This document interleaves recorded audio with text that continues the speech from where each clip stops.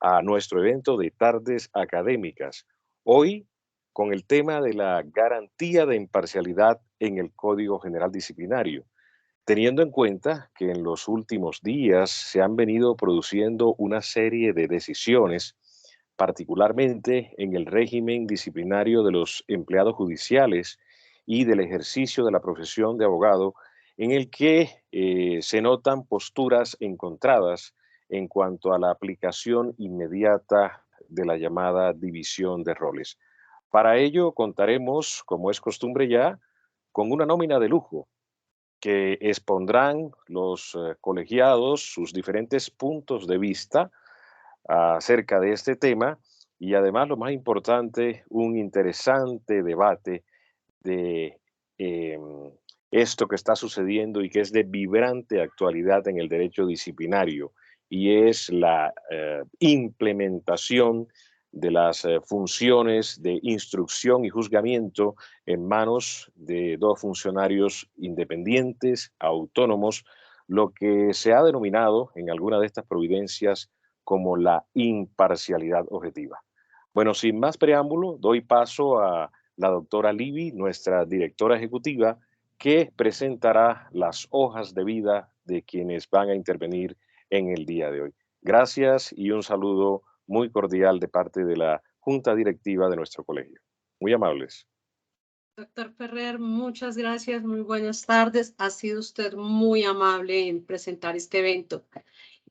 Bueno, doctores, vamos a dar inicio, como ya nos lo adelantó el doctor Ferrer, con una nómina de lujo el día de hoy. Voy a iniciar presentando a las personas que nos van a acompañar en esta tarde de hoy. Inicialmente tenemos a la doctora Judy Alexandra Urrego Patiño. La doctora Judy es abogada, especialista en Derecho Disciplinario y magíster en Derecho Administrativo, con más de 14 años de experiencia en Derecho Disciplinario, Administrativo y Sancionatorio.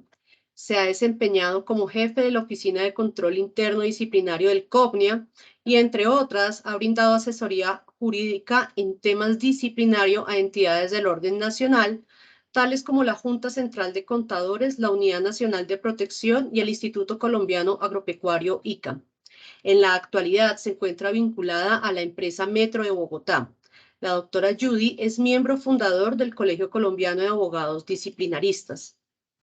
También nos acompaña en la tarde del día de hoy el doctor Juan Carlos Hernández. El doctor Juan Carlos es abogado, especialista en Derecho Procesal y magíster en Derecho Procesal y Probatorio de la Universidad de Boyacá y especialista en Derecho Administrativo de la Universidad Nacional de Colombia.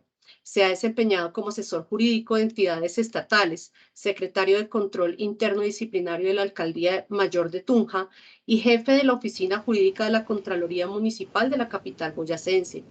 El doctor Juan Carlos es compilador y autor de la primera revista anticorrupción de la Alcaldía Mayor de Tunja, intitulada José Antonio Ricaurte Rigueiro, Pacto por la Transparencia, así como de la primera y segunda revista ética disciplinaria de la Gobernación de Boyacá, denominada Pedro Pascasio Martínez, El Niño Ejemplar e Incorruptible. De otra parte, ha liderado acciones y labores en el sector de las juventudes, por lo cual fue consejero municipal en el primer Consejo de Juventud de la ciudad de Sogamoso en el año 2005. Con ocasión a la entrada en vigencia del nuevo régimen disciplinario, se vinculó activamente al Colegio Colombiano de Abogados Disciplinaristas como miembro fundador. Actualmente se desempeña como jefe de la Oficina Asesora de Control Interno Disciplinario de la Gobernación de Boyacá y es profesor universitario en Derecho Disciplinario. Finalmente, no menos importante ni más faltaba, nos acompaña el doctor Cristian David Salazar Chavarro. El doctor Cristian es abogado de la Universidad de Manizales, especialista y magíster en Derecho Administrativo de la Universidad Libre de Colombia, especialista en Derecho Informático y de las Nuevas Tecnologías de la Universidad Externado de Colombia en convenio con la Universidad Complutense de Madrid. El doctor Cristian es conferencista y columnista en temáticas del derecho disciplinario y legal tech. Igualmente, se ha desempeñado como representante judicial y consultor de entidades estatales y privadas. Es miembro de la Asociación Colombiana de Legal Tech Alt-Masco y del Colegio Colombiano de Abogados Disciplinaristas, autor del libro Derecho Disciplinario Interactivo. Actualmente es el jefe de la Oficina de Control Disciplinario de la Alcaldía de Manizales. Doctores, sean ustedes bienvenidos, los escuchamos y como siempre ha sido costumbre, al final de su intervención también escucharemos a cada una de las personas que nos acompañan en esta jornada académica del día de hoy para iniciar un proceso de retroalimentación. Doctores, los escuchamos. Muchas gracias, doctora. Bueno, apreciada doctora Libby, ¿cómo está? Muy buenas noches, muy buenas tardes. Quiero extender un cordial y afectuoso saludo en primera medida a todos los compañeros colegiados que nos acompañan en esta tarde, en esta deliciosa jornada, decimos nosotros, porque Disculpe, doctor Juan Carlos. Doctor Juan Carlos, lo escuchamos con un poco de interferencia. No sé si sea posible tratar de mejorar un poco su señal. Lo escuchamos muy intermitente.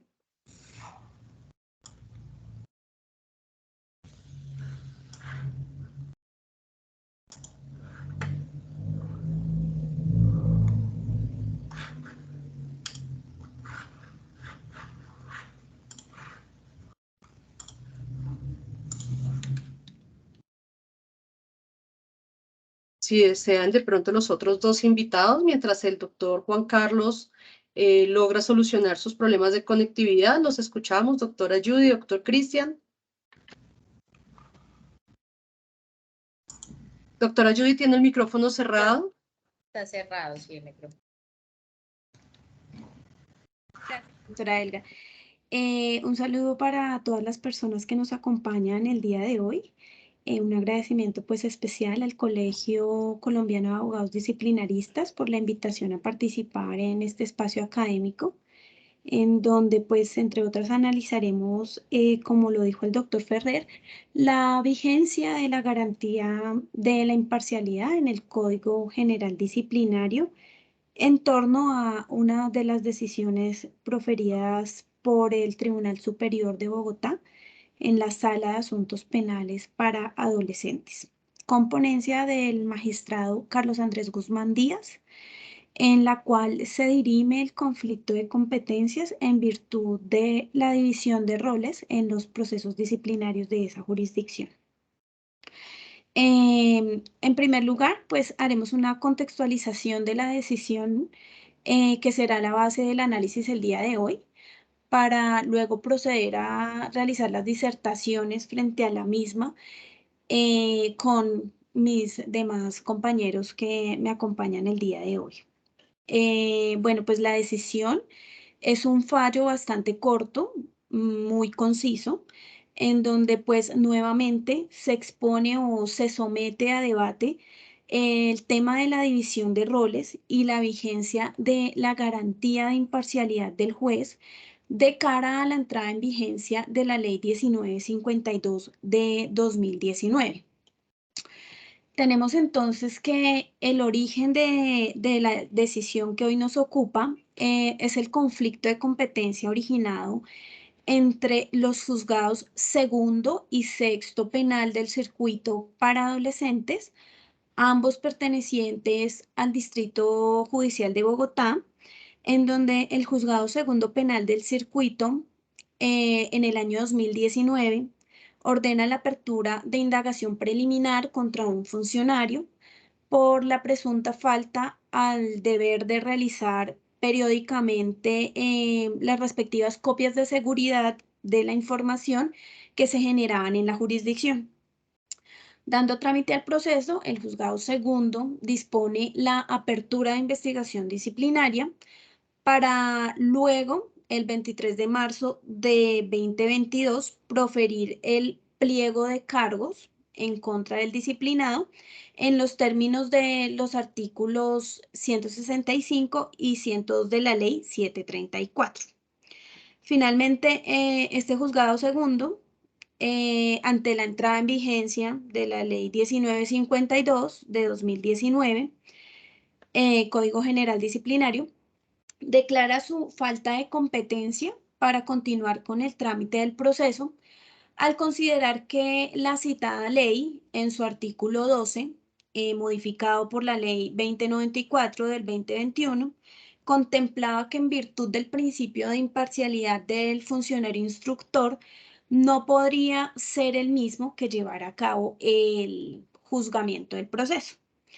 Y por tal motivo manifiesta que para el caso en concreto que estaba manejando y teniendo en cuenta pues que el juzgado fue quien adelantó la etapa de instrucción, no podría ser otra cosa que garantizar el principio de imparcialidad y no continuar con el conocimiento del proceso en su etapa de juzgamiento. Y es aquí pues donde digamos que entra el punto relevante que es el motivo del presente conversatorio.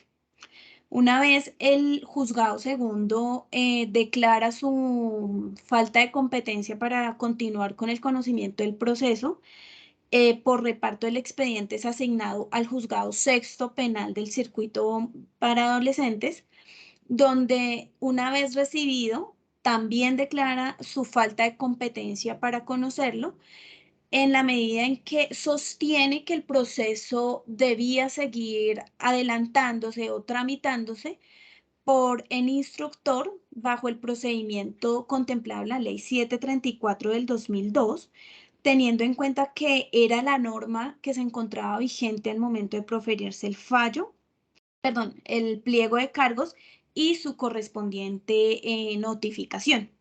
Entonces, teniendo en cuenta que la Ley 1952, con su entrada en vigencia, manifestaba un régimen de transición en el cual el artículo 263 contempla que para aquellos expedientes que se venían adelantando bajo la norma de la Ley 734 del 2002, que ya contaran con pliego de cargos debidamente notificados, debía seguirse el procedimiento que venía adelantándose por Ley 734 del 2002 y no por Ley 1952. Entonces, bajo ese orden de ideas, el juzgado sexto penal decide declararse falto de competencia y es este el tema que origina el conflicto negativo de competencia, que es el que llega a dirimir el Tribunal Superior de Bogotá. Entonces, dicha esta pues breve contextualización en cuanto a antecedentes procesales, doy paso al doctor Cristian Salazar a fin de dar continuidad con la contextualización de la decisión, quien nos abordará un poco más lo concerniente al problema jurídico de la decisión. Doctor Cristian. Bueno, muchísimas gracias, doctora Judy. Un saludo muy especial para todos los miembros del Colegio Colombiano de Abogados Disciplinaristas.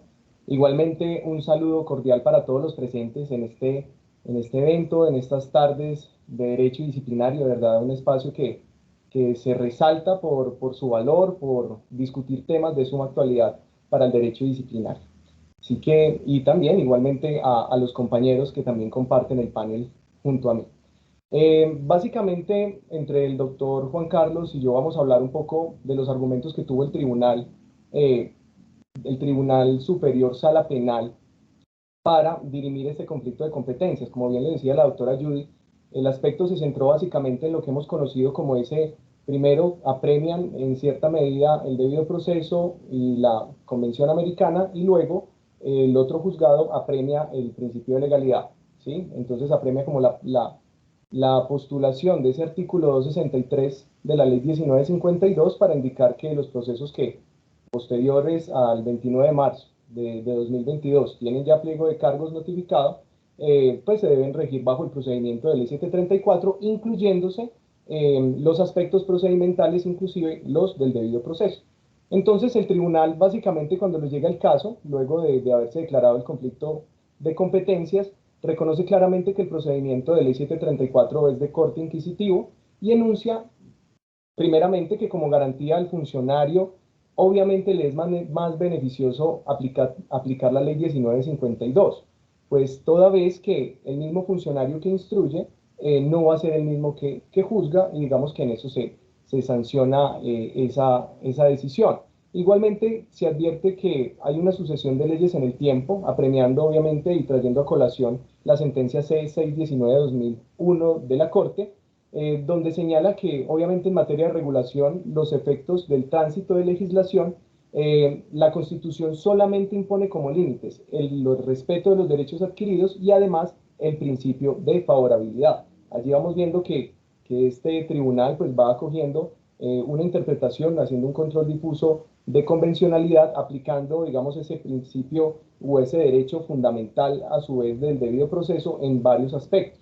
En este caso, inicialmente habla del principio de favorabilidad. Luego indica que la competencia aludida al legislador no puede ejercerse desconociendo las normas superiores relativas a los derechos a la igualdad y al debido proceso, pues ellos en sí mismos constituyen límites generales a la libertad de configuración legislativa.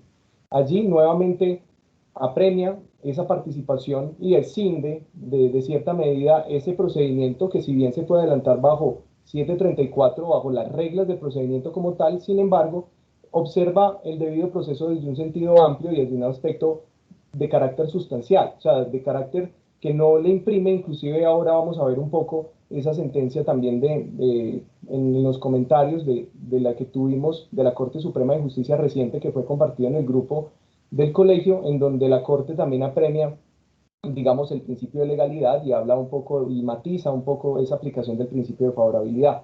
En este caso, indica que el principio de favorabilidad, según la sentencia C-371 de 2011, es un principio rector del derecho punitivo, considerado como un derecho fundamental intangible y de aplicación inmediata.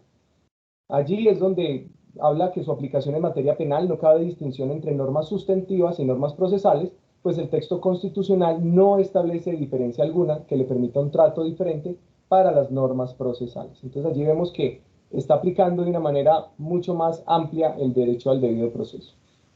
Bueno, doctor Juan Carlos, podría continuar también hablándonos un poco de este fallo, para que entre los dos podamos hablar un poco de lo que tuvo y los matices que dirimió para finalmente concluir que se debía continuar aplicando ese principio o ese aspecto de la división de roles, y finalmente concederle la razón al juzgado que inicialmente tramitó el proceso y que declaró esa falta de competencia para seguir conociendo el proceso. Muchas gracias.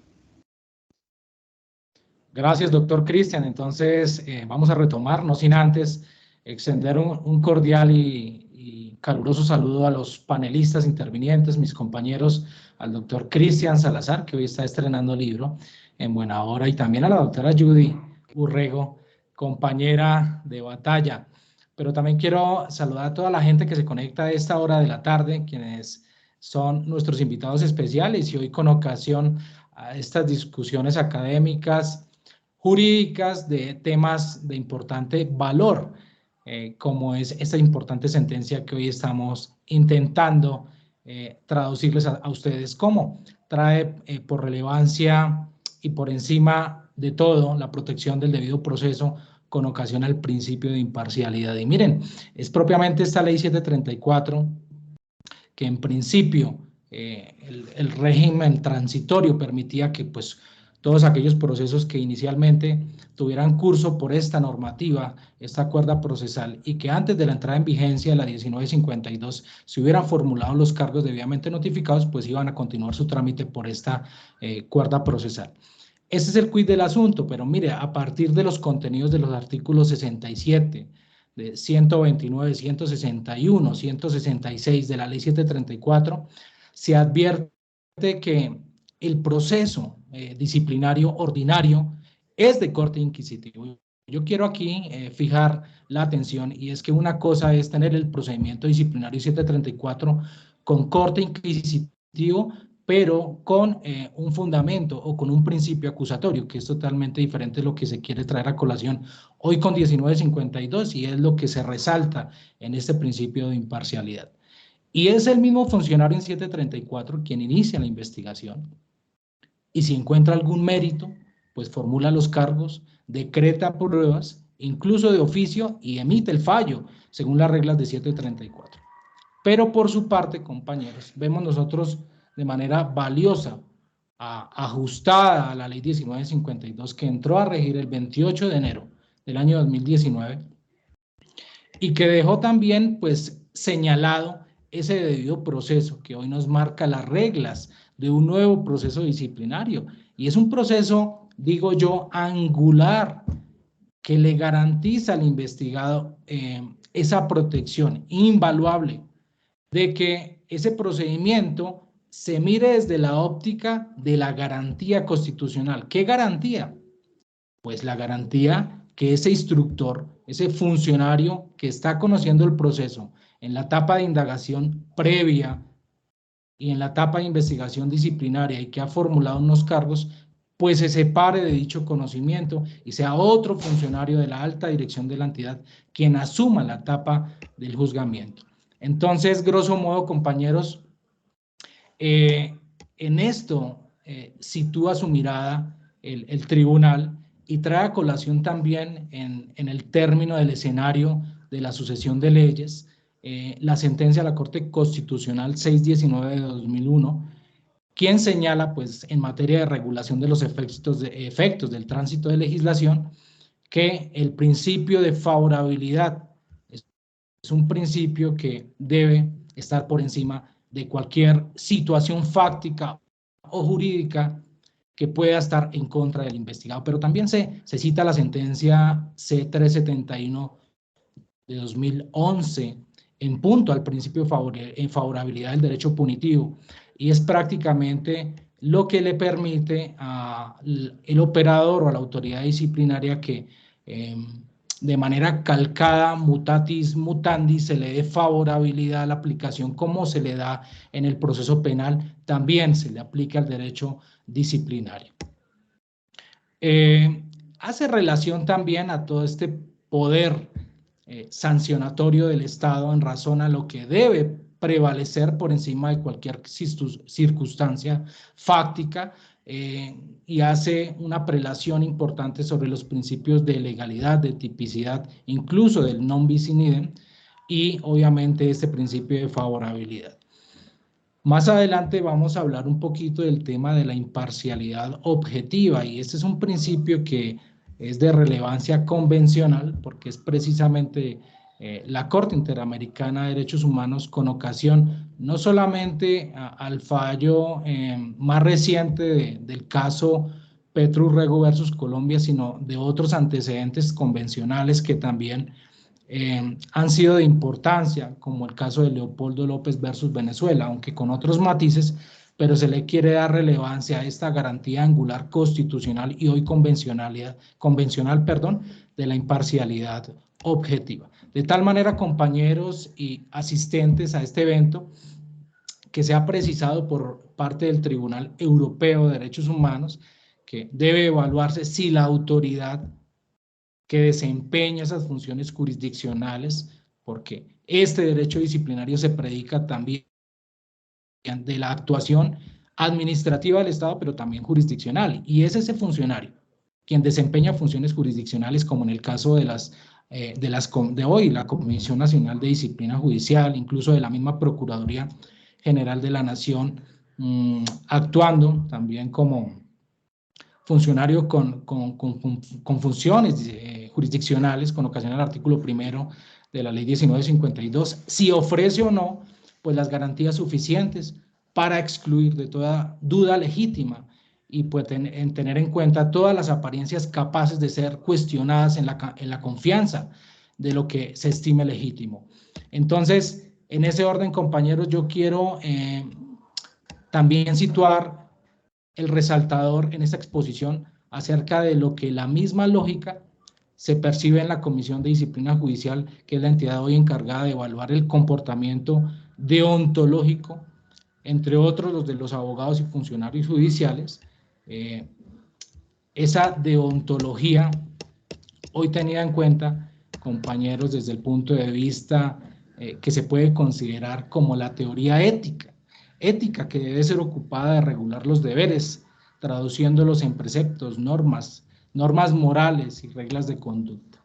Un comportamiento deontológico que hoy está en cabeza de la Comisión Nacional de Disciplina Judicial, y bajo este panorama, en el asunto puesto a consideración de hoy, el tema académico, es importante resaltar que el Juzgado Segundo Penal del Circuito para Adolescentes pues actuó como autoridad instructora en esta primera fase, al punto pues que profirió este pliego de cargos contra el señor Jorge Coral Torres y le atribuyó pues 3 cargos, y de esta manera realizó un análisis de pruebas que fundamentaban los cargos que allí se señalaron. Y en ese entendido, pues es que pese a que en la entrada en vigencia de la 1952, este juzgado segundo penal del circuito para adolescentes, pues ya había notificado los cargos para el sujeto disciplinado y le era más favorable pues la garantía de división de roles, que ya es introducida por la Ley 2094 de 2021. Luego, entonces, apreciados compañeros, aunque el proceso se rija por el trámite fijado en la Ley 734 de 2002, siempre deberá garantizarse que la autoridad que juzgue tal causa pues sea totalmente diferente o distinta a la que ha adelantado la fase de instrucción. En este orden, es el Tribunal de Bogotá quien considera que la declaración de falta de competencia del Juzgado Segundo Penal del Circuito para Adolescentes fue fundada, fue respetuosa del principio de favorabilidad que hoy estamos resaltando en este estudio académico, incluso resalta el principio de imparcialidad, de igualdad, y se tiene en cuenta que en todas las actuaciones disciplinarias frente a servidores públicos debe garantizarse esto, incluso por parte de la Procuraduría General de la Nación, también nosotros, las oficinas de control interno disciplinario y obviamente la Comisión Nacional de Disciplina Judicial, quien ya ha venido aplicando la división de roles en procesos regidos por la Ley 734. Finalmente, entonces, recae como consecuencia la competencia para conocer la etapa de juzgamiento del proceso disciplinario que hoy estamos examinando en el Juzgado Sexto Penal del Circuito para Adolescentes de Bogotá, y enhorabuena, pues la sala resuelve declarar que la competencia para continuar conociendo el proceso disciplinario en cuestión con el radicado, que ya nos dieron a conocer al inicio, recae en este Juzgado Juzgado Sexto Penal del Circuito para Adolescentes de Bogotá. Este es el momento propicio entonces para que abramos el debate, y yo quiero pues escuchar y picarle un poquito la lengua al doctor Salazar, un gran amigo, colegiado, quien nos trae posturas importantes hoy en este nuevo libro que Aporta se lanzará, y es un tema muy nuevo, y yo sé que él hoy nos quiere compartir del tema de la imparcialidad, un fruto de su trabajo. Adelante, doctor Salazar. Muchísimas gracias, doctor Juan Carlos. De verdad, pues muy generosas sus palabras y de una vez por hacer esa publicidad tan especial. Muchas gracias por ello. Bueno, lo primero que debemos concretar y que sobre lo cual pues se realizó el estudio para este panel y digamos para esta presentación es básicamente entender que las posturas que se están dando y que se han dado entre algunas vertientes inclusive de la Comisión Nacional de Disciplina Judicial, internamente algunos salvamentos de voto, inclusive ahora dentro de la misma jurisdicción ordinaria, en este caso el Tribunal de Bogotá, Sala Penal, decidió apremiar el principio de imparcialidad, mientras que, como vimos, hay otra sentencia que en este momento está muy reciente, donde la Corte Suprema de Justicia Sala Penal apremia el principio de legalidad. Entonces allí vemos que hay dos situaciones que tienen argumentos igualmente plausibles, donde uno se encuentra a hablar con disciplinaristas muy reconocidos y claramente dan argumentos muy válidos donde defienden una tesis y la otra. Sin embargo, entonces vemos que el punto de discusión frente a esto es básicamente una ponderación de derechos, donde finalmente hay una ponderación de principios, donde finalmente se apremia por un lado el derecho al debido proceso desde un sentido amplio, no desde un sentido estrictamente procedimental, legal, que está ajustado en un código como lo expresa el sistema de justicia en esa recuperación donde ve el debido proceso, pero casi que implícito con la misma y el mismo procedimiento. También otro aspecto que es la misma principio de legalidad, es la que básicamente sustenta la tesis de que se debe continuar con una postura para... Disculpen, doctor Cristian, perdón, tenemos un micrófono o algo activo que no nos deja escucharlo muy bien. ¿Podrían revisar todos sus micrófonos? Voy a silenciarlos un momento, perdón.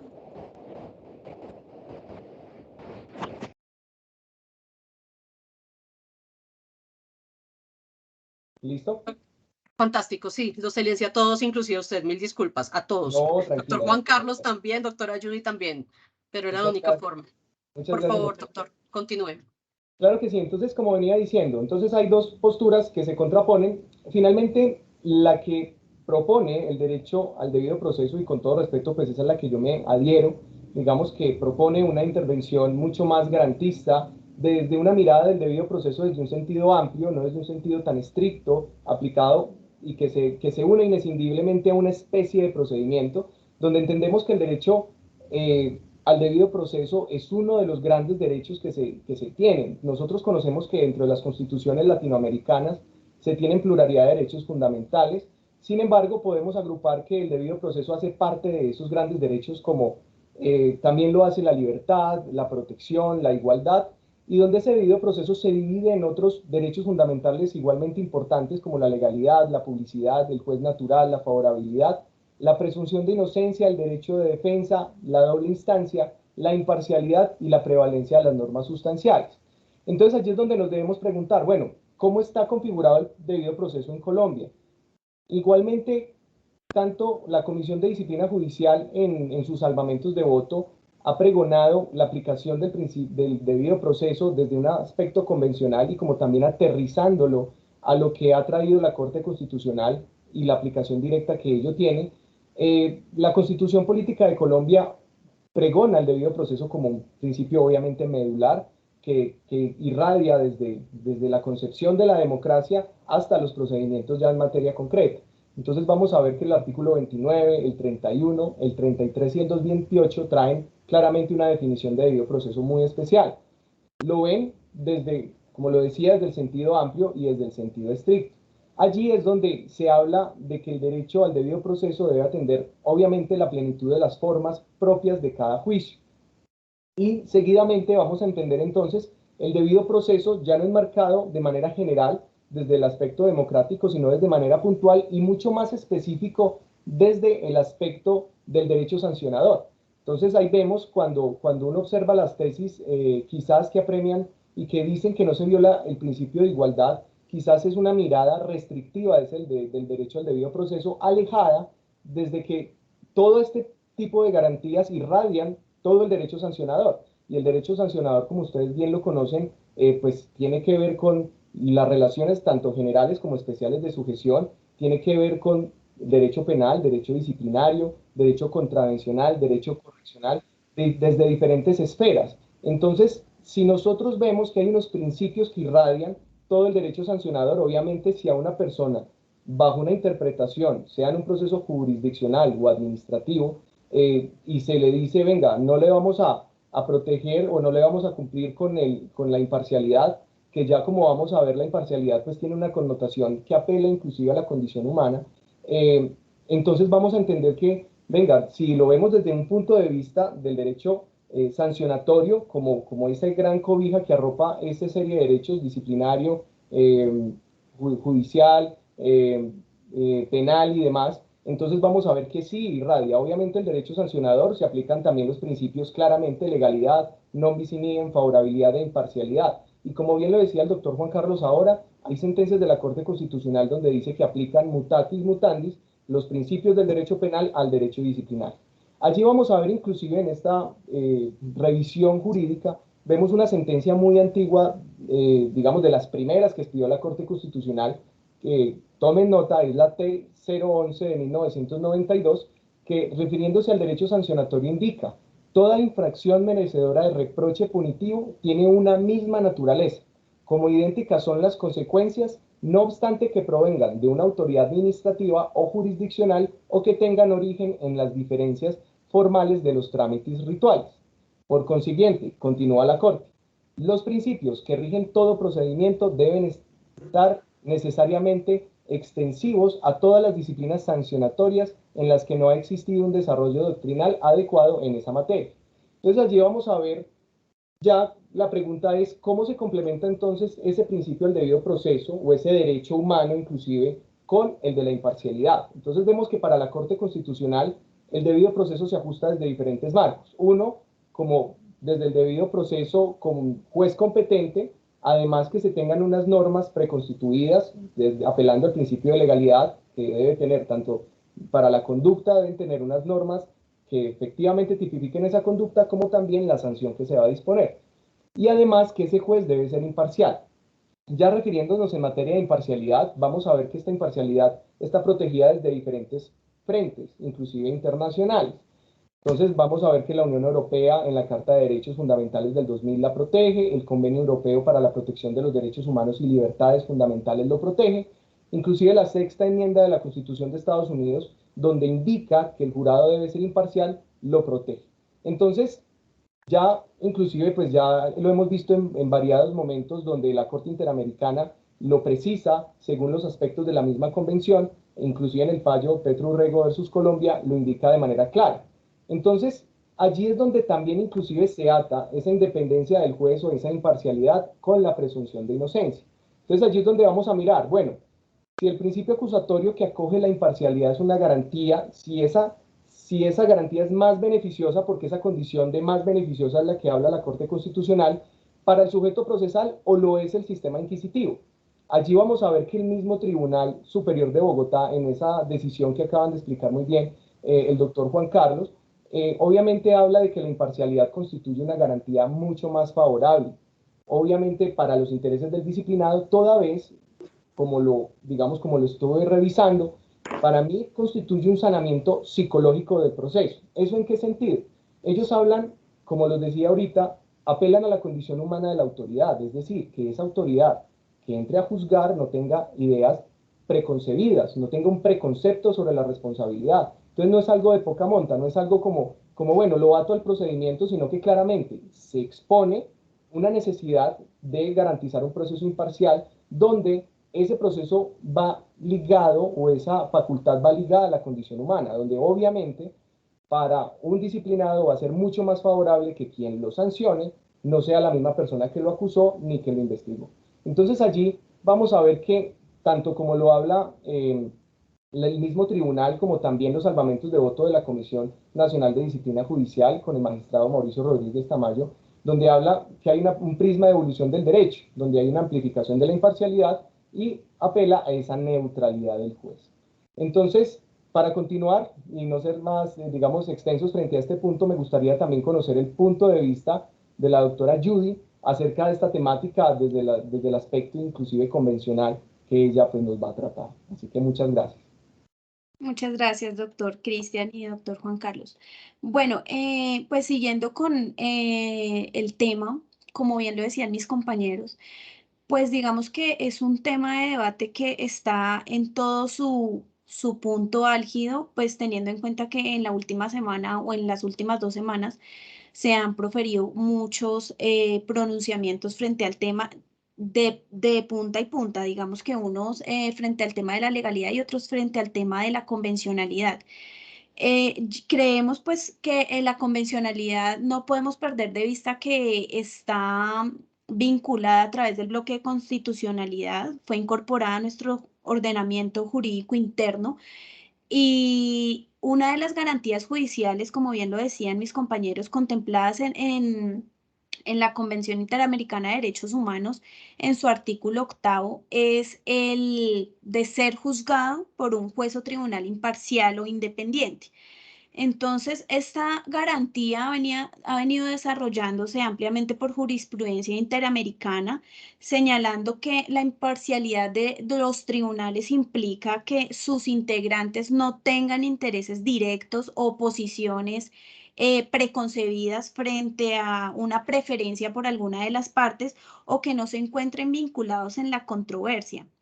De igual manera, se insiste en el hecho de que el juez o el tribunal se separe de la causa que haya sido sometida a su conocimiento o cuando exista una causal o algún motivo de duda que vaya en detrimento o en desmedro de la integridad del tribunal como un órgano imparcial.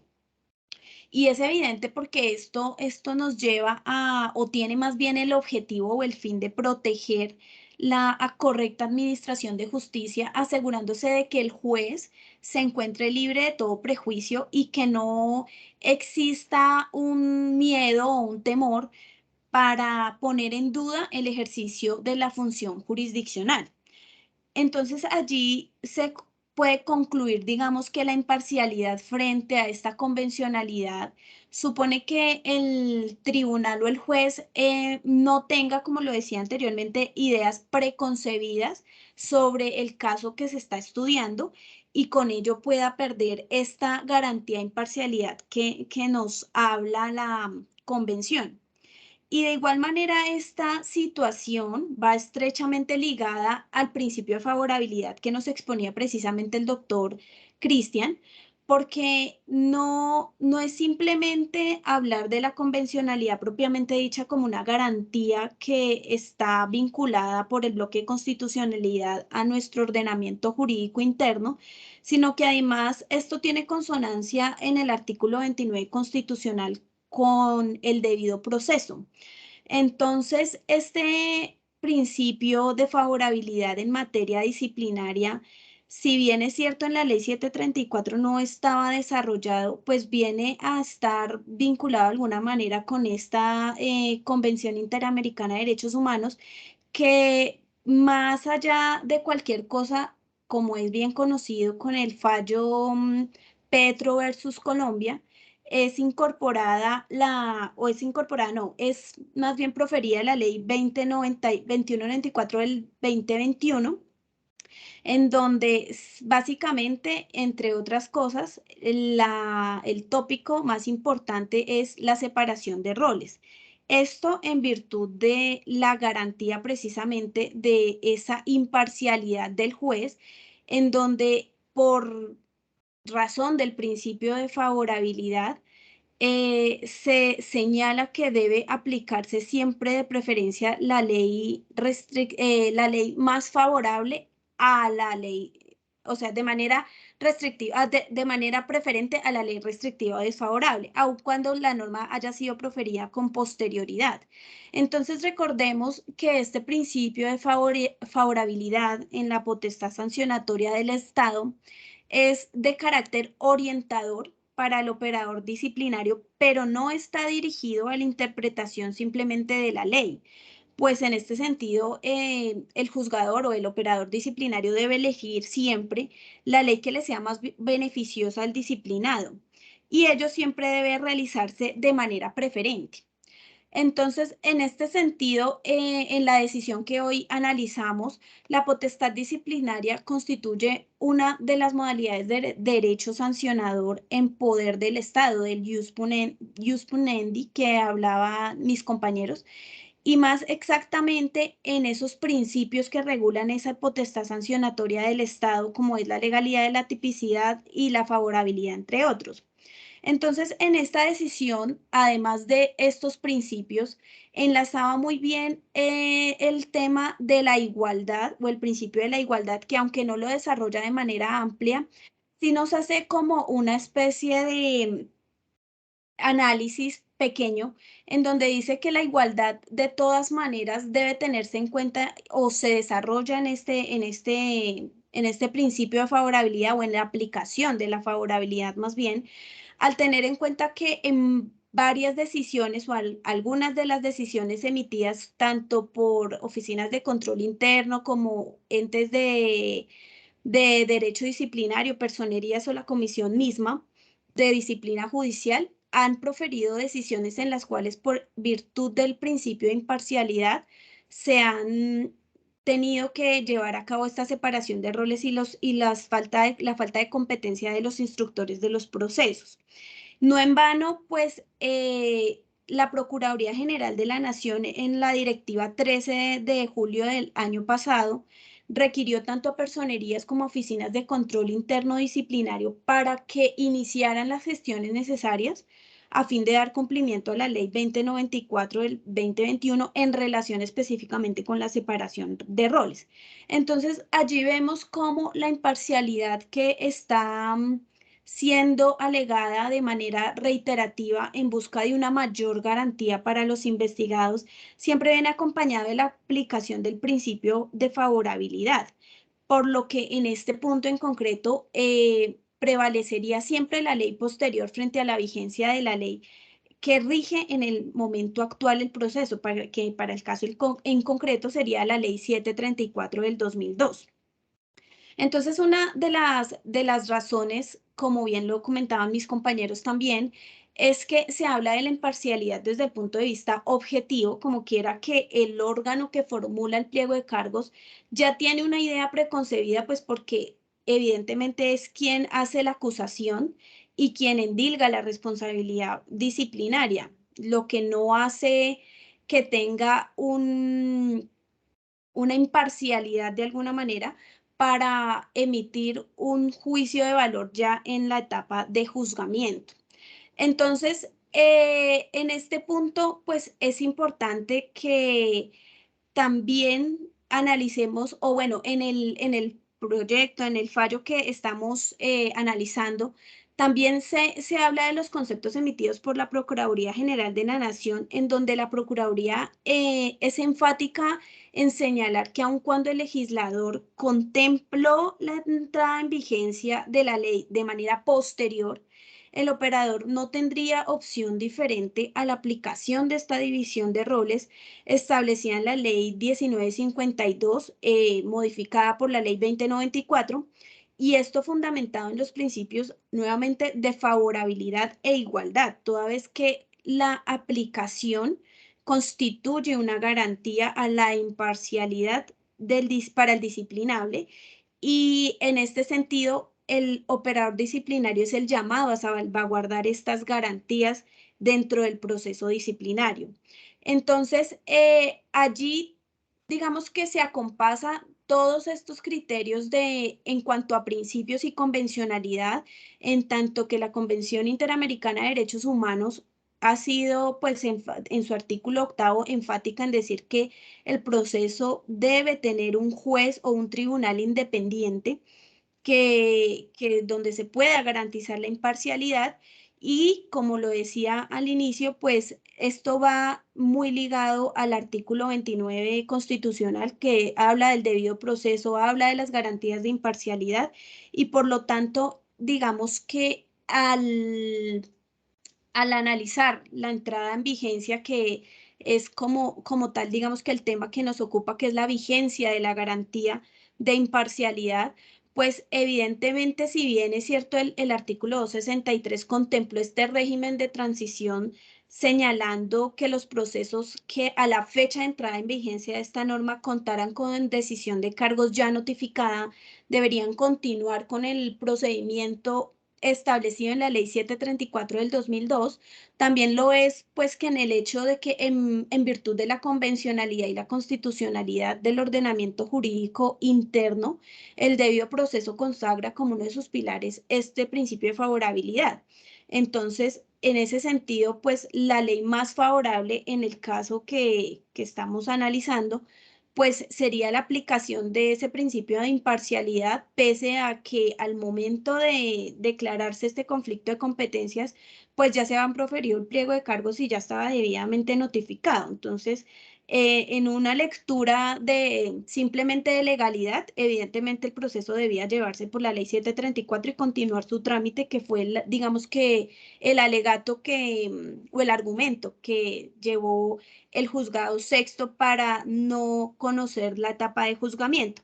Y sin embargo, al ser esta situación más desfavorable para el investigado, pues decide el Tribunal Superior que en virtud de este principio de favorabilidad y este principio de imparcialidad, al contemplar la ley posterior contemplar la división de roles entre las etapas de juzgamiento e instrucción, pese a la vigencia de la norma, debería aplicarse la ley 1952 de 2019, al ser esta evidentemente la más favorable, al consagrar las garantías para el disciplinado en cuanto a la imparcialidad del juez. Entonces, en ese sentido, pues la decisión, digamos que ya como en un punto de vista más personal, creo que sí es más favorable garantizar la división de roles para el disciplinado, pues en este tema del principio de imparcialidad siempre será mejor para el disciplinado que el juez que realice el juzgamiento no tenga un conocimiento previo o no tenga una una previa figura de lo que fue la conducta, sino empezar de cero para poder llevar a cabo el juzgamiento de manera objetiva, de manera imparcial y sin sesgos que pueda llegar a tener el instructor, que sí ha conocido el proceso, que sí ha tenido pues ese conocimiento desde cero, pero que ha lanzado esa acusación. Entonces eso lo sesgaría de alguna manera al momento de proferir un fallo, ya sea sancionatorio o absolutorio, pero sí sería una manera de no garantizar esta imparcialidad de la que nos habla la convención y que nos lleva también a, obviamente, inaplicar los principios y el debido proceso disciplinario que contempla el artículo 29 constitucional. Bueno, vemos entonces, compañeros, que de esta manera coincidimos los panelistas, que la imparcialidad es un componente, primero, decía Cristian, del debido proceso, y que por expreso mandato constitucional comprende tanto actuaciones judiciales como administrativas, y es lo que nos establece la Carta Política ya en el artículo 29.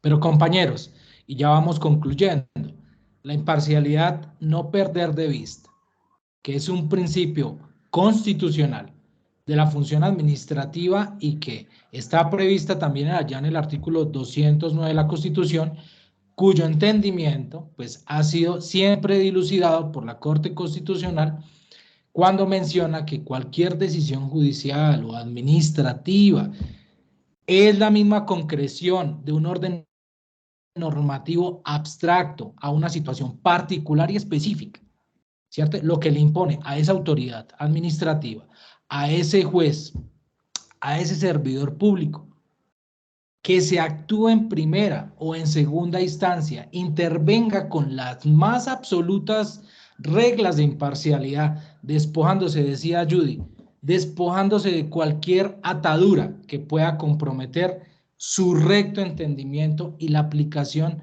del orden jurídico.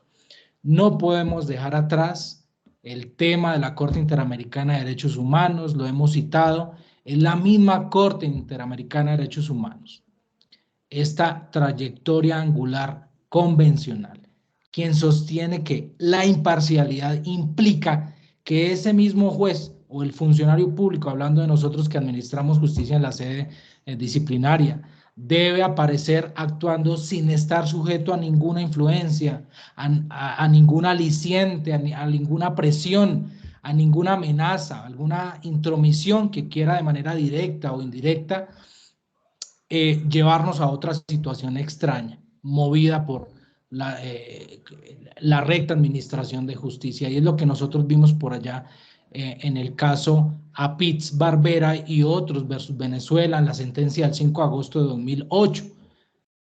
Compañeros, en observancia del principio de imparcialidad administrativa, los que estamos en esta administración de esta sede, es indispensable asegurar tanto la imparcialidad subjetiva como la imparcialidad objetiva. La primera, la imparcialidad subjetiva, siempre exige que los asuntos sometidos a la autoridad le sean ajenos, de manera que no tengamos ningún interés de ninguna clase, ni directo ni indirecto, hemos repetido. Mientras que esta imparcialidad objetiva hace referencia a que en un eventual contacto anterior del administrador de justicia con el caso sometido a su consideración desde un punto de vista funcional y orgánico, debe excluir cualquier duda razonable sobre su imparcialidad. Yo quiero traer a cita aquí en este momento la sentencia T 1034 de 2006.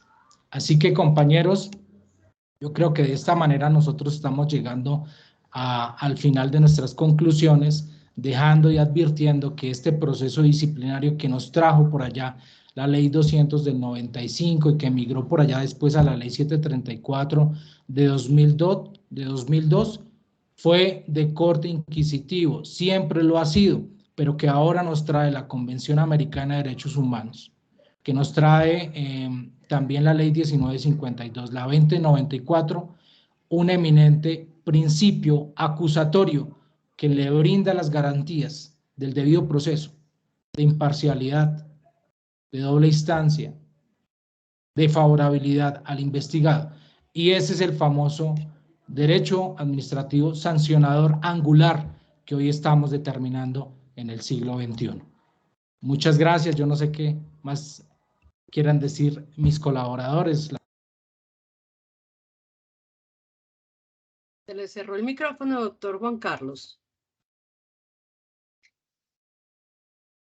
Bueno, escuchamos, doctora Judy, doctor Cristian, ¿quieren agregar algo más a lo que ya ustedes de manera amplia, con toda la profundidad y conocimiento del tema, amablemente nos han compartido el día de hoy? ¿O quieren que empecemos un debate con las personas que nos están acompañando en este momento? Sí, doctora Lidby, sería importante conocer otras posturas, de pronto también fácticas y jurídicas frente al caso examinado, o de pronto también situaciones personales frente a la relevancia de este principio de imparcialidad. Bueno, aquí internamente me están diciendo como internacionalmente tenemos unas garantías que ya ustedes amablemente nos han compartido. La doctora Judy ha sido muy clara en explicarnos lo que nos ha dicho el Pacto de San José y que todos hemos venido hablando incluso en el café de la tarde anterior, perdón, en la tarde académica de hace 15 días la hablábamos, pero lo cierto es que las decisiones se están yendo por otro camino al día de hoy. Estamos viendo que se está señalando como una negativa a la separación de roles, por lo menos en 734, los procesos que están en 734. ¿Para dónde creen ustedes que vamos? ¿Qué va a pasar con todo este tema que vamos viendo hoy día en día? ¿Cómo ven ustedes el futuro de los procesos disciplinarios en este momento? Adelante, doctor Cristian. Bueno, muchísimas gracias, doctora Libby, por la pregunta. Realmente, pues todos sabemos que al proferirse la ley 2094, obviamente hubo un revolcón muy fuerte, perdóname la expresión, pero así lo fue, para todas las autoridades disciplinarias. Digamos que se vio más acentuada y más profunda en la aplicación de la doble, digamos, en esa parte de la división de roles en las oficinas de control disciplinario y en las personerías municipales.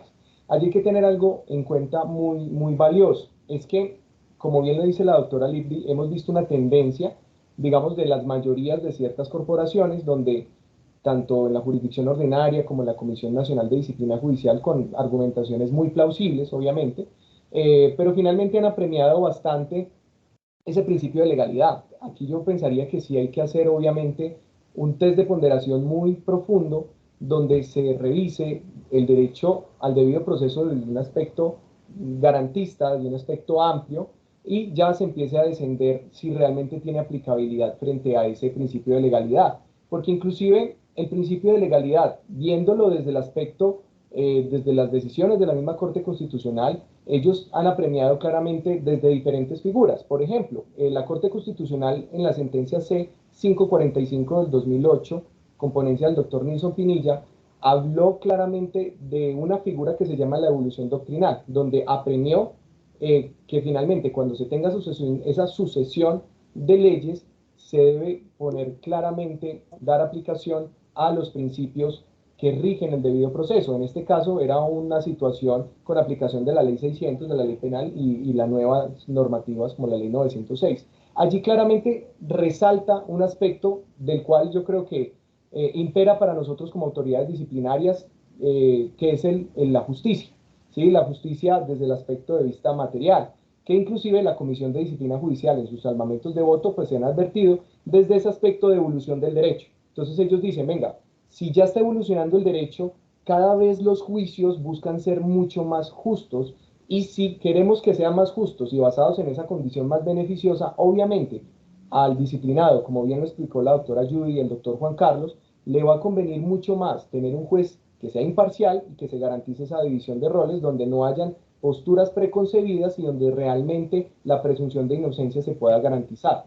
Entonces allí es donde creería yo que deben ir enfocadas las nuevas tendencias del derecho, quizás convencionalizarlas, y mucho más cuando ahora la propia ley lo está garantizando. Entonces, por principio de favorabilidad, pues digamos que se debería aplicar de una manera irrestricta este tipo de situaciones, no viéndolo desde un punto de vista normativo puntual, sino desde el derecho sancionador como aquella gran marco que cobija toda esta serie de aspectos disciplinarios. Muchas gracias.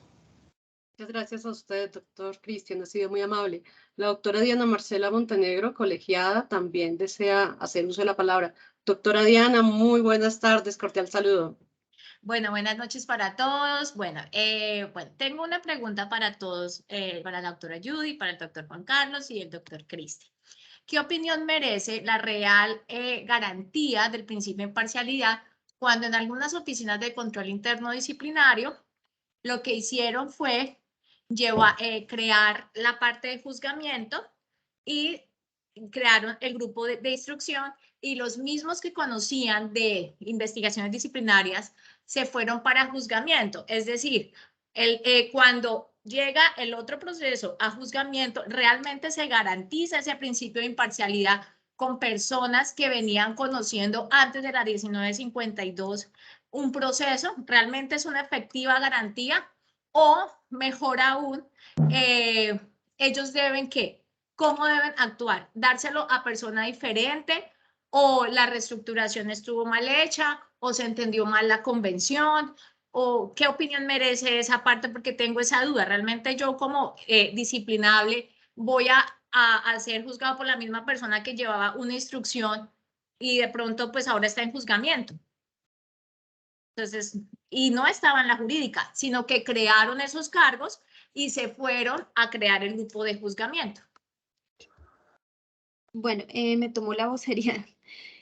Pues evidentemente para el disciplinado es claro que si un operador disciplinario me está llevando el proceso en la etapa de instrucción y luego por tema de reestructuración de la entidad pasa a ser el mismo operador disciplinario, pero ahora en etapa de juzgamiento, pues considero que evidentemente la imparcialidad no existiría, porque este operador disciplinario pues ya tiene precisamente una preconcepción del proceso, ya lo conoce, ya lo llevó a cabo y pues llevó la etapa de instrucción hasta, digamos que el pliego de cargos, que sería el caso que estaríamos examinando. Y pues más allá de la estructuración, eso lo que nos deja ver es un problema que suscitó el hecho de cuando se entró en vigencia de esta ley, porque no había la suficiente estructura en las oficinas de control interno y en muchas entidades que todavía, luego de ya varias veces que ha entrado en vigencia esta norma, no han podido llevar a cabo esta división de roles, no han podido garantizar de manera efectiva esta separación de roles porque simplemente no cuentan con la estructura operativa para llevarla a cabo.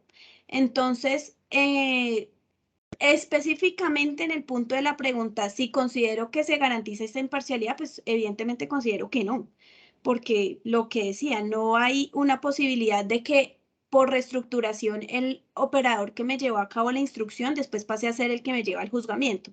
Para mí no tendría ningún sentido. Ya sería un tema más interno de las entidades, en donde lleven a cabo una manera de que o se contrate nuevo personal o el personal que conoció como la etapa de instrucción sea un funcionario diferente, pese a que en algún momento estuvo en instrucción. No sé, ya creo que sería más un tema de manejo interno de la entidad para poderle garantizar al disciplinable esta imparcialidad de manera real y no de manera simplemente de palabra, por decirlo de alguna manera, que simplemente no, pues usted estaba en esta oficina de instrucción, ahora pasó a esta oficina de juzgamiento, pero al mirar el nombre del operador disciplinario es el mismo, entonces pues realmente no, la garantía no existe. Eso está en el papel, pero en la realidad no. Entonces, a mi modo de ver, considero que no hay una imparcialidad. A mí me gustaría también traer a colación algo muy pequeñito, doctora Lisby, si me permite, para contestarle a la doctora Diana. Yo quiero ir un poquito acá a algo que el diccionario de la Real Academia mencionó sobre el significado de imparcialidad. Lo menciona como la falta de designio anticipado o de prevención en favor o en contra de alguien o algo que permite juzgar o proceder con rectitud. ¿Qué pasa, doctora Diana? Y es que cuando nosotros, las autoridades disciplinarias, vamos a formular cargos, si bien es sabido, nos desmandamos en prosa y verso señalando, porque nuestro sistema es de corte inquisitivo, pero somos unos duros para hablar en la dogmática, y decimos que de corte inquisitivo y nos traemos todos los principios que rigen la función pública para sostener nuestros cargos.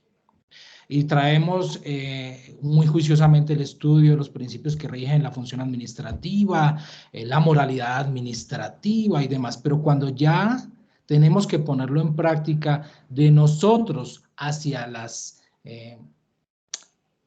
beneficios, hacia las garantías del investigado, nos quedamos cortos. Ahora, frente a lo que tú dices, eso no tiene ningún no tiene ningún punto de vista a favor de nosotros quienes administramos justicia. No, tenemos que separar por completo esas funciones de conocimiento, de instrucción y de juzgamiento.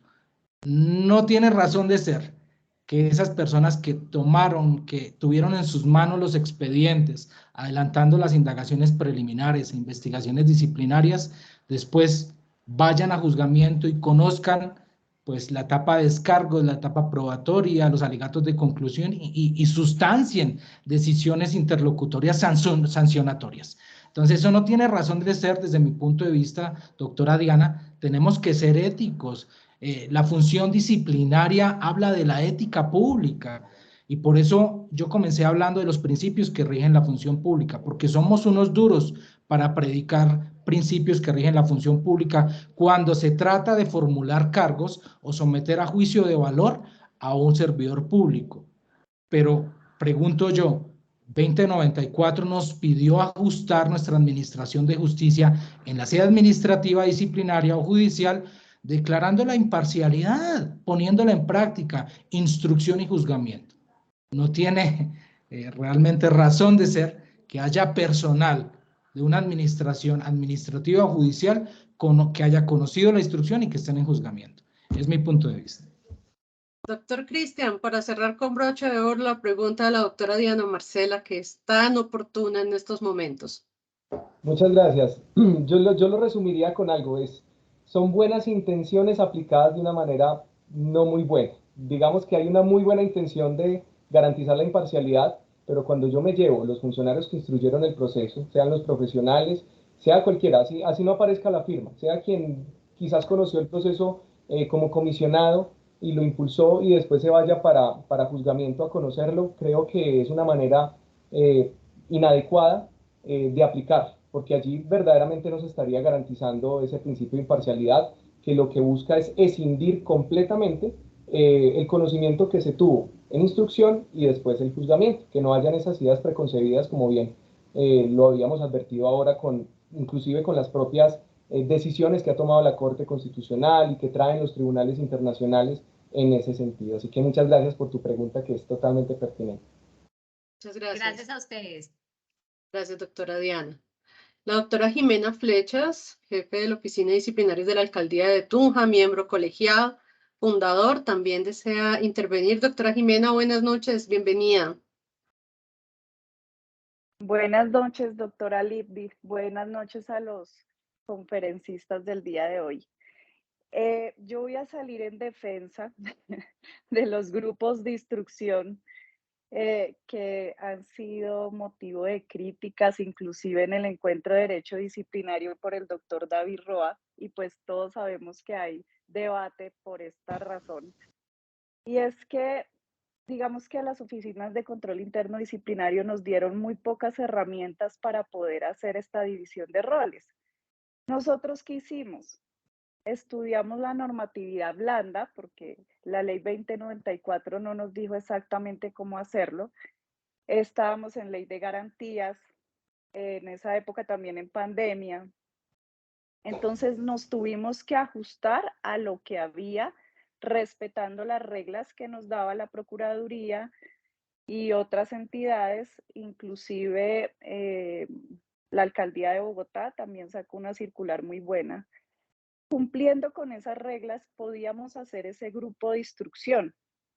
En cuanto a la imparcialidad, se supone que si hay un grupo de varios funcionarios que llevan un reparto, lo que se trata de asegurar es que el mismo funcionario que va a coger esa etapa de pliego de cargos y valorar las pruebas, precisamente no sea el mismo que ya había conocido antes de que se hiciera esa división de roles. Entonces, fueron muy pocas las herramientas que nos dieron y aún así, pues obviamente tratando de asegurar ese principio de imparcialidad, se actuó de manera, digamos que lo más ética posible para que se viera ese principio de imparcialidad. Ahora, hablando con el doctor Ernesto Espinosa hace unos días, me llamó mucho la atención y de pronto también motivo de debate, sería muy bueno tratarlo. Y es que el fallo de la Corte Interamericana de Derechos Humanos de Gustavo Petro habla de el funcionario que lleve a cabo el pliego de cargos, pero no habla de la indagación preliminar y la investigación disciplinaria. O sea, únicamente del funcionario que profiera el pliego de cargos sea independiente al que juzgue, más no el que lleve la indagación preliminar y la investigación disciplinaria, teniendo en cuenta que en esas dos etapas no se hace una valoración de pruebas, sino que se evalúan las pruebas únicamente hasta que se profiera el pliego de cargos. Entonces, esos grupos de instrucción me parecen a mí que son la mejor forma de poder cumplir lo que la ley nos está ordenando, de cumplir con ese principio de imparcialidad, y porque nos tuvimos que acomodar en un momento que era muy difícil hacerlo como acertadamente. En algún momento se pensó que fuera otro jefe de control interno disciplinario en el grupo de instrucción. Sería una utopía. Creo que hay universidades públicas que lo lograron, pero en las alcaldías y personerías esto era muy difícil. Entonces sí nos tuvimos que acoplar. Ahora, otra cosa es que yo no estoy de acuerdo en pasarle esa función disciplinaria de pronto, que los jefes de control interno disciplinario se quedaran con la instrucción y pasarle la acción disciplinaria, esa función que solamente le concierne a la oficina de control interno disciplinario, sacarla a una oficina asesora jurídica, pues tampoco me parecía conveniente porque el jurídico tiene que ver en casi todos lo que las gestiones de una entidad. Entonces sí me parece a mí, pues en defensa de esos grupos de instrucción, sí quería llamar la atención en que, pues para mí sí se está asegurando el principio de imparcialidad, mientras que se haga en una debida forma y que uno mismo pues asegure que alguien que conoció, que suscribió un pliego de cargos y valoró las pruebas no sea el mismo que va a fallar. Esa es mi intervención. Gracias. Doctora Jimena, muchas gracias. En efecto, el derecho disciplinario genera esto, debate, posiciones, cada quien a partir de su experiencia, de su sentir. Y yo le añadiría lo que usted nos acaba de decir, doctora Jimena, que la ley nos dice reforme, pero a costo cero, ¿no? Entonces, se hace todavía más difícil querer materializar estos principios y que, como lo dijo el doctor Cristian, pues tenemos buenas intenciones, pero también recordemos que es una máxima del derecho que nadie está obligado al imposible. Entonces, hasta donde humanamente no sea posible tratar de garantizar los derechos de los investigados, que así sea. Tiene la mano levantada el doctor Leonardo Alexander, no alcanzó a ver el apellido, mil disculpas. Doctor Leonardo, buenas noches, lo escuchamos. Arias Villa, buenas noches, muchas gracias por la oportunidad. No, mi pregunta es a los tres intervinientes referida a cómo ven el reto que es la prueba de fuego, pues por la sentencia de la Corte Interamericana, en lo que sugiere o refiere de la jurisdiccionalidad para la doble instancia cuando ya se presente un caso en el que se deba realmente aplicar el proceso disciplinario a un cargo de elección popular. Entonces, pues hemos visto que ahora en el periodo de elecciones sí se dio un caso, pero fue una suspensión que se realizó al alcalde de Medellín. Y allí esa suspensión la vimos que de pronto se hizo de una manera como, entre comillas, timorata por parte de la Procuraduría por las acciones de participación en política que se estaba haciendo por parte de estos funcionarios, porque allí hubo otros alcaldes de otras corrientes políticas. Y entonces, para la pregunta para ellos es, ¿cómo ven que pueda salvaguardarse este cambio en la normatividad en lo que se refiere a eso, a que la Procuraduría pueda conservar esas competencias con aquellos funcionarios que son de elección popular. Muchas gracias. Pues, doctor Leonardo, agradecemos mucho su intervención, sin embargo, se nos sale un poquito del tema que es objeto de análisis el día de hoy. No sé si de pronto alguno de los ponentes quisiera hoy dar alguna apreciación pues al respecto para no dejar a nuestro interventor de pronto con la duda de qué piensan algunos de ustedes sobre este particular. Doctor Cristian, lo veo animado. Ya cogió el mouse, ya lo vi. Muchas gracias, doctora Lindy. No, la pregunta del doctor Leonardo, pues obviamente yo creo que para todos los que estamos acá, que de alguna u otra manera tenemos interés en el derecho disciplinario, pues yo creo que nada nos había hecho pensar tanto como todas estas reformas, fallos, ampliaciones de vigencia de normas, pero esto es interesante porque alimenta mucho el debate y todas esas preguntas, así como la que hizo el doctor Leonardo, pues son muy propias. ¿Qué se esperaría para el derecho disciplinario en los aspectos, digamos, de los pronunciamientos que vienen, inclusive el que viene de la Corte Constitucional, el que puede venir de la Corte Interamericana ya al revisar otro caso y al revisar inclusive el cumplimiento que ya se ha venido como pronunciando un poco? Pues digamos que allí la posición de la Corte Interamericana, en mi concepto, ha estado muy clara, ¿cierto? Ya nosotros quizás no son spoilers de lo que viene, sino que claramente ya la película está contada por la Corte, o sea, en mi concepto. Yo creería que la parte álgida y, digamos, importante para lo que viene es lo que diga la Corte Constitucional. ¿Por qué? Porque hemos visto que la Corte Constitucional, con más énfasis después de la vigencia de la Ley 734 de 2002, pues se ha venido pronunciando en defensa de la aplicación de autoridad en ese momento administrativa con facultades para sancionar funcionarios elegidos por voto popular. Ello deviene de la Constitución de 91, donde quizás lo fortalece desde allí. Entonces, pienso que la Corte tiene un reto muy grande, toda vez que es o recoge esa postura que tenía antes y la cual había sido muy consistente, inclusive el doctor Carlos Arturo Gómez Pavalló la sustenta muy bien y apela, digamos, a ese carácter histórico de la Procuraduría General de la Nación y luego la constitucionalización de ese marco rígido de la Procuraduría como autoridad, digamos, con todas las facultades para sancionar, vigilar la conducta de los servidores públicos y además de los de elección popular, y ahorita que quizás se le da esa función jurisdiccional, pues aún más. Entonces, allí es donde quizás la película va a estar, está en suspenso, es lo que va a decir la Corte Constitucional, digamos que esa parte es la más interesante del caso, así que no sé qué opinarán mis compañeros sobre el tema.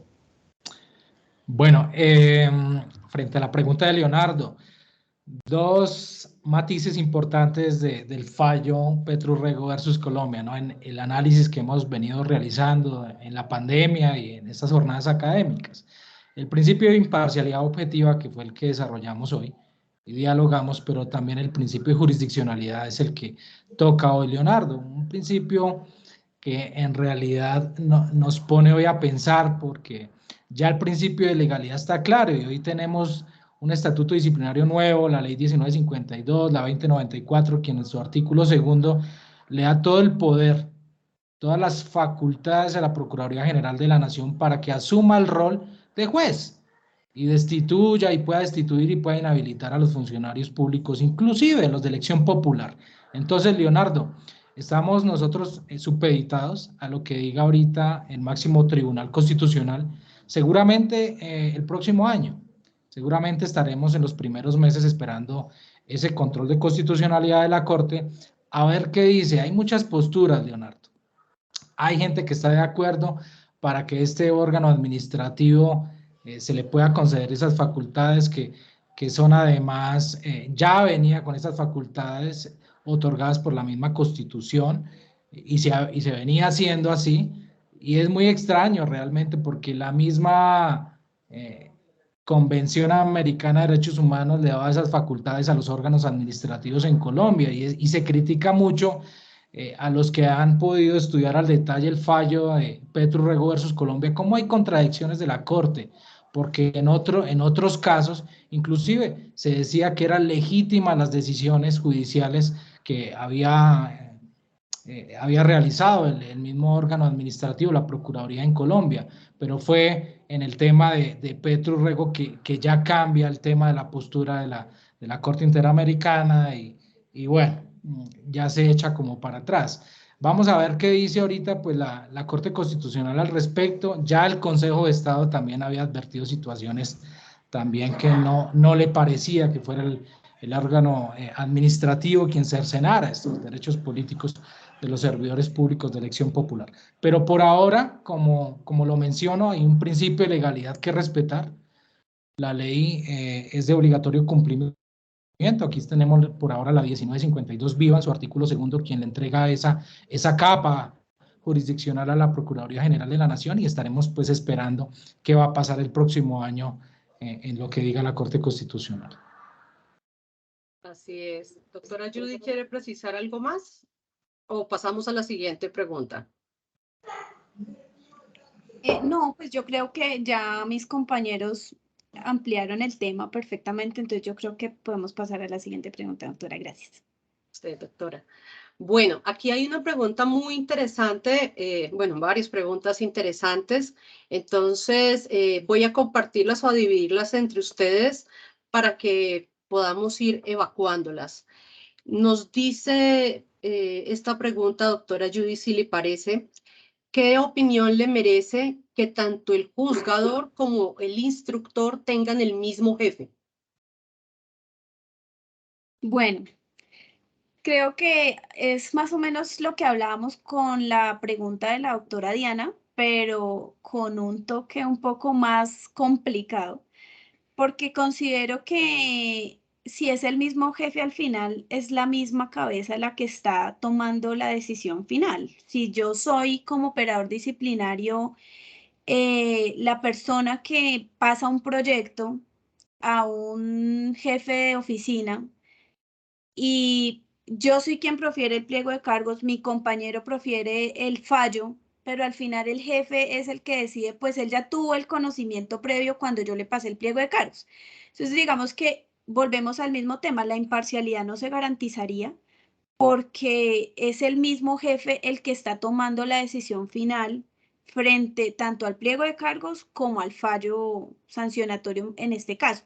Entonces, considero que no es viable, como lo decía también la doctora Jimena, pues es un tema de que la ley no nos permitió crear otra manera para llevar a cabo la implementación de esta norma, pero esto ha obligado a muchas oficinas de control interno a tomar las medidas, a tomar lo que hay, a cogerlo como haya, como sea, y esto no permite que se garantice la imparcialidad. Yo entiendo que crear oficinas a costo cero es supremamente difícil, es casi que imposible. Y pero, o sea, si necesitamos una división de roles es precisamente para que se escinda de manera completa de esta función, no para que simplemente separen al sustanciador, pero que al final el mismo jefe va a tomar la decisión. Entonces, a mi modo de ver, evidentemente no hay una imparcialidad ahí. Gracias, gracias, doctora Judy. Doctor Cristian, le voy a preguntar lo siguiente. ¿Qué opinión le merece esta situación? Tenemos que el nominador de la entidad, quien profiere el fallo de segunda instancia, no siempre ostenta la condición de abogado, pero es quien va a proferir la decisión de segunda instancia. ¿Cómo ve esta situación usted de cara a todo lo que hemos venido hablando acerca de la imparcialidad, que la ley 2094 nos dijo las oficinas de todas las entidades deberán tener una oficina de control disciplinario, el jefe de la oficina debe ser abogado, pero nada se habló acerca de esta segunda instancia en donde sabemos que hay ingenieros, que hay médicos, que hay politólogos, personas que no dudamos de sus capacidades porque por ello están en ese cargo, pero no podemos olvidar que esto es un proceso disciplinario en derecho. Doctor Cristian. Muchas gracias, doctora Lindy. Realmente esas últimas tres preguntas han estado pero buenísimas, porque ¿qué es lo que pasa? Que devela de una u otra manera algunas falencias que tiene la estructura del proceso disciplinario desde hace varios años. desde la ley 200, ley 734, donde quizás, pues digamos que para bien de nosotros como estudiosos del derecho, se incrementó el nivel de la postura dogmática del derecho disciplinario, donde sabemos que ya no es un derecho simplemente para asumir faltas sencillas o un procedimiento muy expedito, sino que realmente requiere de un conocimiento académico profundo. Y como bien lo expresa la persona que hizo la pregunta, obviamente si se le entrega a una persona que no sea abogado, inclusive siendo abogado, pero sin la especialidad en disciplinario, pues se ven, digamos, en situaciones complejas. Ahora imagínate pasándoselo a personas que si bien pueden tener un conocimiento muy especial, pero lo tienen en otras áreas. Allí yo también soy, digamos que participo y comparto esa preocupación. Yo pienso que cada vez que vienen dando estas reformas, se le está dando solidez al proceso disciplinario en ciertas áreas. Por ejemplo, la imparcialidad, que se diga que sea abogado. Pienso que el hecho quizás a futuro que los cargos donde se tengan autoridades disciplinarias sean de carrera administrativa, pues eso le va a dar mucha más fortaleza a la imparcialidad y quizás a una independencia en las oficinas de control disciplinario, a los procuradores provinciales, regionales y demás autoridades. Eso le va a dar mucha más independencia a la autoridad, inclusive haciendo parte de la misma estructura de la entidad. Pienso que obviamente ya la norma, digamos que lo dispone, que el fallo de segunda instancia será en cabeza de la máxima autoridad de esa entidad. Obviamente como está, pues sí, falta que sea una persona que sea abogado y obviamente que sea especialista. Entonces quizás esas decisiones sí tienen que acompañarse de una persona y respaldarse responsablemente de alguien que también tenga esas calidades, si bien la firma del representante legal va ahí, pero que también vaya respaldada por una persona que conozca derecho disciplinario, que puede darle ese manto de seguridad. Quizás, ¿qué pasa allí? De pronto con ese control integral que realiza la jurisdicción contenciosa administrativa, pues eso de pronto le impone y digamos que le implica a esas autoridades disciplinarias en segunda instancia que realmente hagan las cosas bien, porque o si no, pues pueden haber abocados en un momento en una repetición, una acción de repetición o en una responsabilidad puntual, inclusive llamados en garantía en algún proceso. Entonces, sí, realmente pues es un tema de responsabilidad, ya que la norma no lo exige, pero entonces se requiere que el representante legal, si no es especialista en el tema y obviamente no va a tener el tiempo tampoco para revisarlo, que haya una persona que sí sea experta, sea un asesor, un profesional, que lo respalde en esa decisión. Muchas gracias. La persona que nos le elabore o nos realiza la siguiente pregunta tiene la mano levantada, entonces, doctor Juan Carlos, si le parece que sea él de viva voz quien le pregunte. Doctor Oscar Rivera, muy buenas noches, lo escuchamos.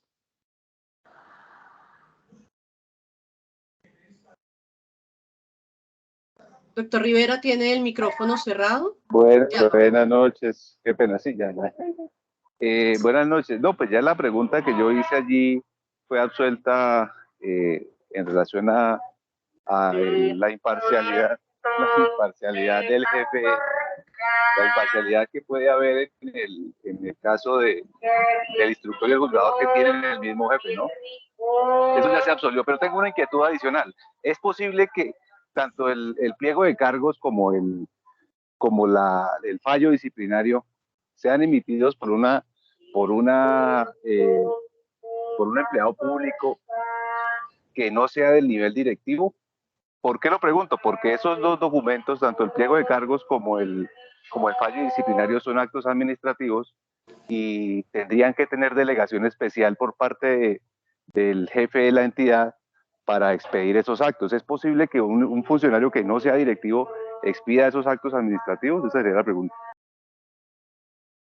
Doctor Juan Carlos. Y eso es lo que pasa hoy en día, ¿no? Pasa en muchas oficinas que no existe oficina de control disciplinario interno y alguien que no ostenta la condición de directivo en ocasiones firma estas decisiones. ¿Qué opinión le merece, doctor Rivera? Muchas gracias. Bueno, en efecto, digo que ahí la norma es clara cuando nos dice que la autoridad disciplinaria de instrucción debe ser, primero, abogado y debe pertenecer al más alto nivel de la entidad. En efecto, la decisión del pliego de cargos debe ser emitida por el abogado y por un funcionario de la alta dirección.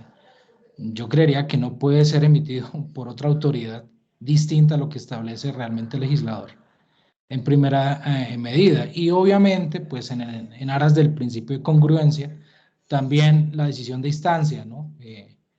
El fallo ya sea sancionatorio o absolutorio también, debe ser emitido por una autoridad del más alto nivel de la entidad y abogado. Son como requisitos sine qua non que trae hoy la 2094 y son los postulados adicionales. Yo creo que esa es la forma correcta. Muchas gracias. ¿Hay alguna otra persona que quiera en este momento intervenir, compartirnos sus apreciaciones frente a este tema tan interesante que hemos compartido el día de hoy? El doctor Oscar no sé si dejó la mano levantada. El doctor Daniel Fernando tiene la mano levantada. Doctor Daniel Fernando, muy buenas noches, lo escuchamos. Bueno, buenas noches para todos. Gran tema el de imparcialidad.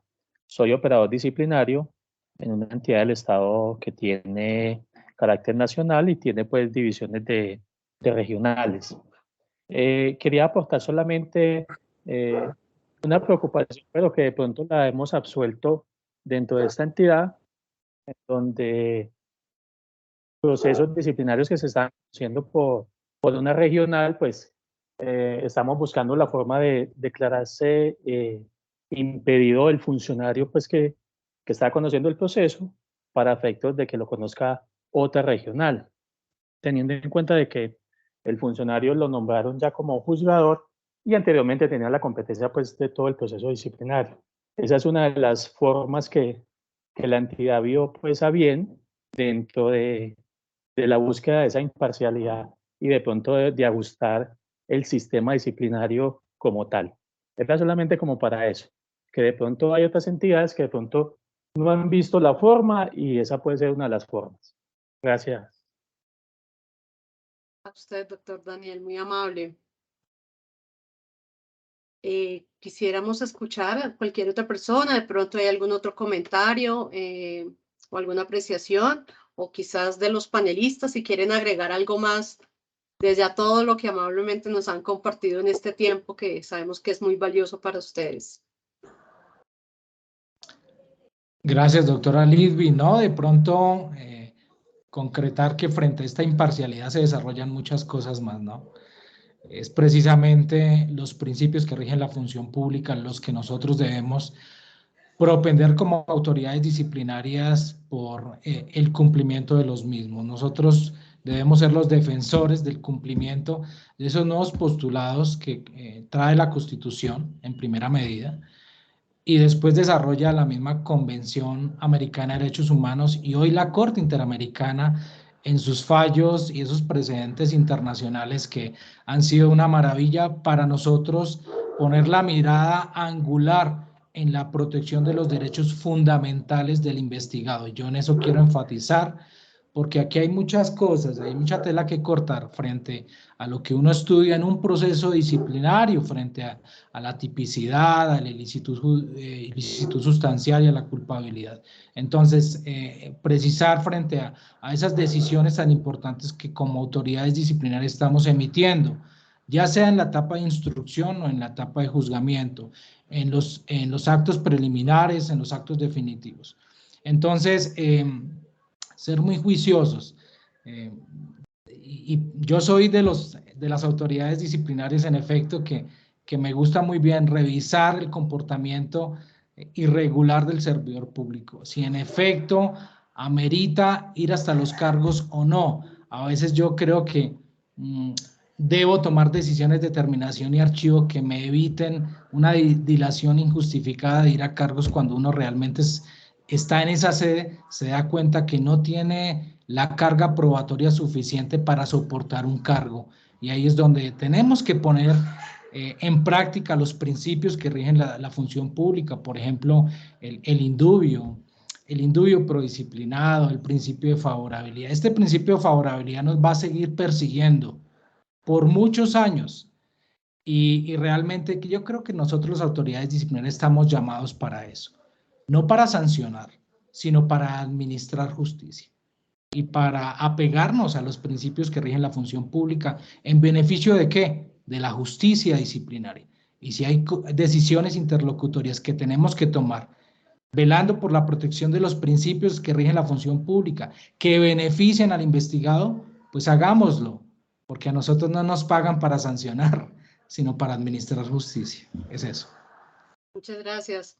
Doctora Judy, ¿algo para dar cierre a esta sesión que quiera agregar, compartirnos?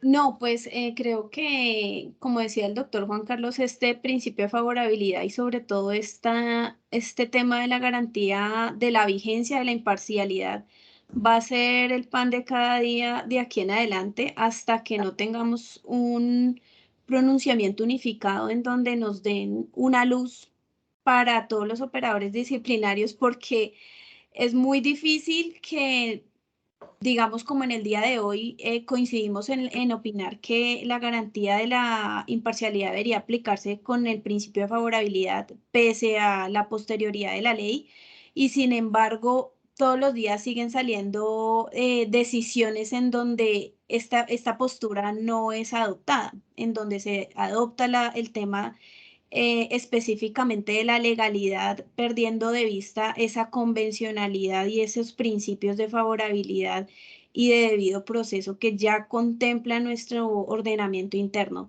Entonces, sí considero que es bien complicado para todos los operadores disciplinarios tomar un camino con certeza, porque pues ante este panorama en donde un día es una cosa y otro día es otra, pues es muy complicado tener la última palabra. Entonces, este tipo de eventos son muy enriquecedores porque pues siempre se escuchan posturas nuevas, posturas diferentes y obviamente con muchas razones de peso que nos dejan muchas inquietudes y que más que absolver y solucionar el tema, nos dejan con más y más inquietudes que nos invitan a continuar con este tipo de conversatorios, con este tipo de eventos académicos y que pues obviamente enriquecen el derecho disciplinario y que a todos los que nos apasiona este tema nos ayuda a instruirnos más, a estudiar más y a ser garantes de estos procesos disciplinarios en el momento en que básicamente nos corresponde sobre todo ser operadores disciplinarios. Entonces, pues nada, la invitación a seguir pues estudiando este tema, a seguir en estos debates académicos para ver cuándo por fin tenemos una decisión que nos permita tener una sola línea para llevar a cabo los procesos, porque por principio de igualdad sí los disciplinados van a ser los últimos perjudicados al final de cuentas. Muchas gracias, doctora Judy. Doctor Cristian, lo escuchamos. Muchas gracias, doctora Liz. Y bueno, de esta charla concluyo con 3 aspectos importantes. Lo primero, como bien lo precisaba ahorita la doctora Jimena, notamos que la doctrina, la jurisprudencia, la ley, va mucho más rápido que los cambios estructurales que se deben hacer. O sea, realmente van a pasos agigantados y cuando vamos a aplicarlos notamos que los recursos que tienen las entidades pues no son apropiados para garantizar esos principios y esas normas de optimización que buscan realmente pues mejorar y garantizar unos principios y unos derechos. Entonces, esa es la primera reflexión. Realmente, si bien es complejo, nos debemos tratar de adecuar, digamos, y esta serie de espacios son fundamentales para que hagamos las cosas de una manera mejor y nos adecuemos quizás a garantizar esos derechos a los disciplinados y a todos los sujetos procesales y quizás esa función como nosotros como brazo del Estado, pues poder garantizar ese derecho sancionador y como lo decía bien el doctor Juan Carlos, ese principio de justicia. La segunda pauta es claramente que el derecho no es estático y menos el derecho disciplinario, pues hemos visto que el derecho va evolucionando y quizás de pronto las posturas que apremian el principio de legalidad, quizás de pronto no con argumentos muy plausibles obviamente, pero si garantizamos esos conceptos de evolución del derecho, que lo tiene inclusive la Corte Constitucional y ya lo ha dicho la Comisión de Disciplina Judicial en sus armamentos de voto, pues realmente vamos a conocer que pues ya estamos inmersos en una garantía de imparcialidad, la cual pues debemos apremiar y en lo posible hacerla cumplir desde ya, ¿cierto? Y lo tercero es que obviamente nosotros como autoridades disciplinarias pues debemos ser muy responsables así, digamos, sea la autoridad en instrucción, o sea en juzgamiento, o sea inclusive quien resuelve la segunda instancia, pues entender que se definen proyectos de vida con este tipo de decisiones y que realmente el fin esencial de esto es garantizar la justicia y el cumplimiento de los deberes funcionales y que verdaderamente el derecho disciplinario sirva para que se mejore la prestación del servicio del Estado. Entonces son esas tres reflexiones, doctora, y agradeciendo enormemente por la invitación a este panel, agradecerle a los dos compañeros de panel, al doctor Juan Carlos, a la doctora Judy y a ti, doctora Libby, por la invitación y a todos los que estuvieron en este momento escuchándonos en esta charla y participaron activamente. Muchas gracias. Muchísimas gracias a ustedes, doctor Cristian, doctor Juan Carlos, doctora Judy. Muchísimas gracias por ilustrarnos, por acompañarnos en este momento, por darnos sus apreciaciones, por actualizarnos, que lo necesitamos, nos ahorran mucho tiempo a todos. Ustedes han leído por nosotros las sentencias y además las han analizado, o sea que ganamos por partida doble.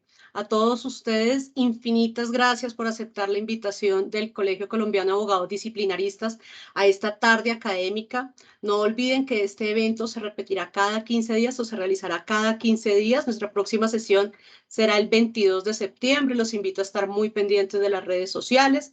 Esta sesión del día de hoy quedará grabada en nuestro canal de YouTube para posteriores consultas.